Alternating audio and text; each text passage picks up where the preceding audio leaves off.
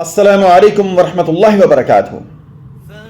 बुखारी और मुस्लिम दोनों में हदीस है, नबी कायनात इमामुल अंबिया मुहम्मद रसूलुल्लाह सल्लल्लाहु ताला अलैहि वसल्लम ने फरमाया, कोई दिन नहीं है जब बंदे सुबह करते हैं, यानी जब हम रात को सोकर सुबह उठते हैं तो इसमें दो फरिश्ते उतरते हैं और दोनों दुआ करते हैं। एक फरिश्ता कहता है, ए अल्लाह, जो खर्च करने वाला है, खर्च करने वाले को इसका बदल अता फरमा।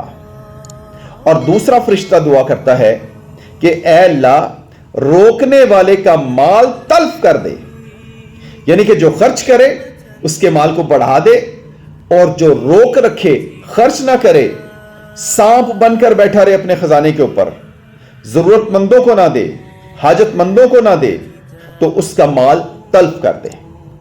अल्लाह रब्बुल इज्जत हमें अपनी राह में खर्च करने की तौफीक अता फरमाए। आमीन।